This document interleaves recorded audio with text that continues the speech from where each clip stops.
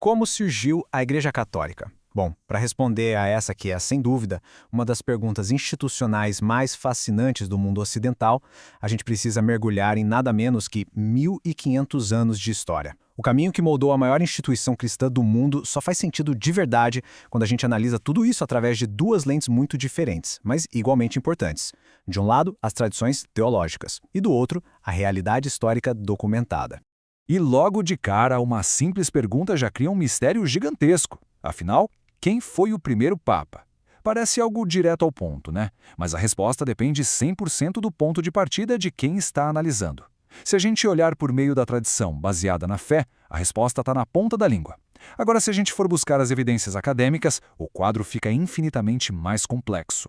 Para conseguir desvendar esse tema, que é enorme, de um jeito bem claro e imparcial, nós vamos dividir esse nosso mergulho em 5 etapas. Vamos passar pela tradição e a história, o legado de Roma, a consolidação do papado, o poder da Igreja medieval e fechar entendendo a ideia de uma longa Idade Média.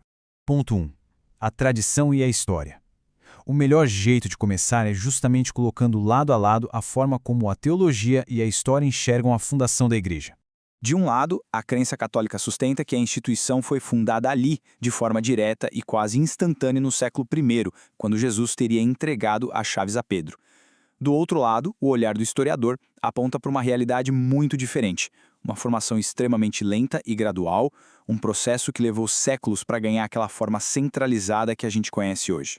E de onde vem essa visão tradicional? A base teológica exata, o alicerce de tudo isso, está lá no Evangelho de Mateus.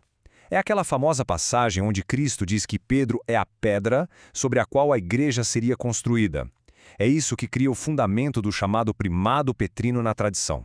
Para facilitar a compreensão de uma teologia tão complexa, a gente pode dividir esse ministério de Pedro em 3 dimensões principais. Tem a dimensão fundacional, que é a entrega das chaves, a pastoral, com a ordem de apacentar as ovelhas, e a unitiva, com essa missão de confirmar os irmãos na fé. Para a tradição católica, essas funções vão muito além do Pedro histórico e formam a base contínua de todo o papado. Mas aí entra a história com H maiúsculo, analisando os mesmíssimos eventos sob outra ótica. Como bem resume o historiador André Leonardo Chevitarese, do ponto de vista estritamente acadêmico, Pedro viveu e morreu como um judeu, sem deixar evidências de ter criado uma religião formal em Roma. Na verdade, os historiadores concordam que os primeiros líderes cristãos romanos eram bispos locais e não papas supremos. Ponto 2. O legado de Roma. Entender esse ponto é vital. Afinal, como é que um movimento pequeno, que era perseguido pelo Estado, conseguiu se misturar tão profundamente com o poderoso Império Romano? Fazendo uma rápida viagem no tempo, o salto é simplesmente impressionante. A gente sai de 33 d.C., no Pentecostes, e vai para 313, com o Édito de Milão legalizando a religião. Pula para 380 e o Édito de Tessalônica já transforma a fé na religião oficial do Estado. Séculos de expansão acabam culminando em 1054, no grande cisma que separou o catolicismo da Igreja Ortodoxa. É uma ascensão meteórica, de uma minoria na mira do Império para uma força institucional imbatível. Mas como o ambiente romano mudou a Igreja? O historiador Jacques Legoff aponta um paradoxo fascinante aqui. Para ele, o Império Romano foi ao mesmo tempo o alimento e a paralisia da Idade Média. Alimento porque deu a organização, as leis e o latim. Mas paralisia porque essa herança era tão forte e pesada que acabou atrasando a criação de uma identidade que fosse genuinamente nova na Europa medieval. O que nos leva ao ponto 3, a consolidação do papado.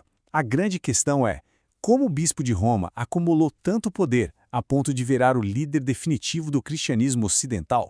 Não ache que a igreja já nasceu centralizada, tá? A briga real para que Roma tivesse a primazia e a autoridade suprema sobre todo o mundo cristão só engatou de verdade lá pelo século V. Foram figuras como Leão I, Bonifácio I e Gelásio I que começaram a botar ordem na casa e impor, do ponto de vista jurídico, a ideia de um papado supremo sobre os outros bispados. Mas a virada de chave, o divisor de águas absoluto dessa busca por autonomia, rolou no século XI com a Reforma Gregoriana. Liderada pelo Papa Gregório VII, essa reforma definiu o papado como uma autoridade totalmente independente de imperadores ou reis, centralizando as regras do jogo e criando a estrutura da Igreja moderna. E aí entramos no ponto 4, o poder da Igreja medieval. Porque essa consolidação toda nos leva para uma época em que a igreja era muito, mas muito mais do que uma religião. Para ser bem claro, a igreja medieval operava como a superpotência da Europa. Não tinha para ninguém. Eles controlavam quantidades absurdas de terras, mediavam guerras entre as nações, tinham influência política para ditar quem reinava e, um detalhe crucial, tinham praticamente o monopólio da educação formal e da preservação do conhecimento através dos mosteiros e universidades. Só que, com grandes poderes, vêm grandes problemas. Para manter toda essa engrenagem rodando e a unidade da doutrina intacta num continente caótico, a igreja passou a combater qualquer desvio grave, as chamadas heresias. É exatamente nesse contexto que nasce a Inquisição, uma estrutura montada para identificar e punir quem fosse contra as verdades fundamentais da fé cristã, tentando proteger a todo custo a coesão da época. E de forma super interessante, esse período não produziu só controle político. Teve muita inovação teológica também. A maior delas foi o surgimento da ideia do purgatório, ali entre os séculos XII e XIII. Isso revolucionou completamente a filosofia medieval, a literatura e criou toda uma nova forma de relação e interseção entre o mundo dos vivos e dos mortos. Por fim, chegamos ao ponto 5, uma longa Idade Média. Precisamos entender como essa instituição colossal atravessou os séculos e desembarcou na história moderna. Tem uma sacada genial do Jacques Legoff sobre isso. Ele defendia a ideia de uma longa Idade Média. Para ele, essa história de que a Idade Média acabou bonitinha com a queda de Constantinopla não faz muito sentido na prática. A visão de mundo e as estruturas sociais forjadas pela Igreja medieval eram tão profundas que, na visão dele, só começaram a desmoronar de fato com a Revolução Francesa. E depois de mapear toda essa jornada, da dualidade entre fé e história até a consolidação da maior instituição da Europa, a gente fica com uma grande provocação final.